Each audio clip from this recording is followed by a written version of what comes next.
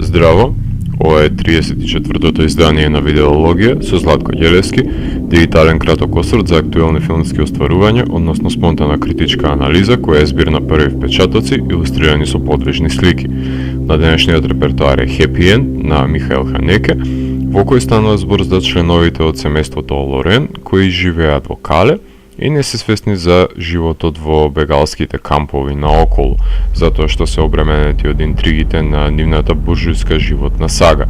Тие не се свесни за суицидалните тенденции на одреени депресивни членови на фамилијата, по несаканата несреќа на градилиштето и хоспитализирањето на поранешната сопруга на Томас, глумен од Метју Косовиц, на површина излегуваат неколку мноштвото скриени тајни, потиснатата вина и желбата за реализирање на нечии нарав, кој ќе оформи нови сојузи во фамилијата. Ханеке зачекори во 21. век со снимки на мобилен телефон на кои инструкциите за субјектите со кои се информираат гледачите се праќаат преку пораки до разговор на Facebook и видеа работени од јутјубери. Оваа нишка на печворк на синемаверите, социјални медиуми и класични филмски техники на монтажерката на Ханеке Моника Вили и нуди големи можности за експериментирање со градење на филмската нарација и драматургија, меѓутоа се сомневам дека тука се максимално употребени, иако во рацете на Ханеке секој потфат делува морничаво. Тој си најде платформа за истражување и примена на воајеризмот низ технолошките придобивки, за пофалба е вметнувањето на перверзните мејлови и пораки на чет, како замена од прикажување на сексуалните ескапади на Томас со нивното кажување, за до крај да гледаме лайв фид на едно мртво семејство. Видеото за хранењето на хрчакот со антидепресиви и снимањето на обидот за самоубиство во океанот беа ехо на снафовското минато кое во многу порадикален манир Ханеке го прикажувал во негово милје.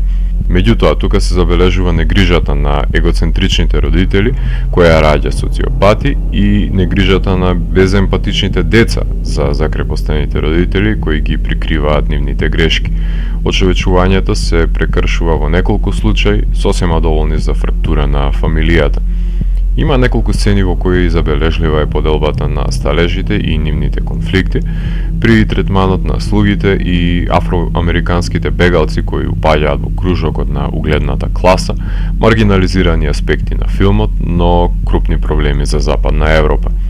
Ликовите од најмладата и најстарата генерација се лесно запамтливи, поради нивната екстравагантност, а лесно заборавливи се членовите на фамилијата кои се жртви на депресивните пориви, но никој не обрнува внимание на нив, како што е синот на Ен, Пјер, глумен од Франц Роговски, кој го докажува својот ескапизам во караоке секвенцата. Филмот нема музика, што дополнително ја стерилизира поставеноста на ликовите во делото. Кинематографот Кристијан Бергер, единствениот човек кој знае како да ги постави и реализира долгите кадри на Ханеке, ситуирајќи грозоти во просторната чистина, пресечени со хируршка прецизност, има крупни планови за извоз од одличниот Тоби Џонс, миленичката на режисерот полиглотот Изабел Хупер, како и пензионираниот ветеран Жан-Луис Тритиньо, кој си го најдоа своето место во дисфункционалната фамилија од скршени ликови. За мене е занимлива повторливоста на мотивот за понудата за асистирање при евтаназија на саканите, најчесто врзана за ликовите кои во Амор и Happy End ги глуми Тритиньо. Ќе си земам за право да го декларирам семејното самоубиство како далечен недо кон The Seventh Continent. Големи делови од филмот се без говор, а тишината само по себе знае да биде уште еден показател за алиенацијата на луѓето во модерното француско општество. За некого микросветовите нема да чинат пресек во унијата, а за други ќе бидат ефективна сатирична алегорија за моралниот распад на европското вообразено благородништво и аристократија, приказ кој го негувале Бунјуел и Ресна во минатиот век. Филмот беше дел од надпреварувачката селекција на Канскиот фестивал и представник на Австрија за Оскар, но ниту една пофалба не може да ја прикрие неговата некохезивност, но не можам да негирам дека не бев на штрек во киносалата до последниот кадар, како и при гледањето на останатите негови филмови. Не сме и ова да биде филм за пензија на режисерот на Бенис Видео, Funny Games, The Pianist, Каше, The White Ribbon и Амор, кој патен беше повеќе од солидно повлекување од кариерата, па се надевам дека ова нема да биде збогување на Ханеке со истражувањето во мрачните сфери на човечката мисла.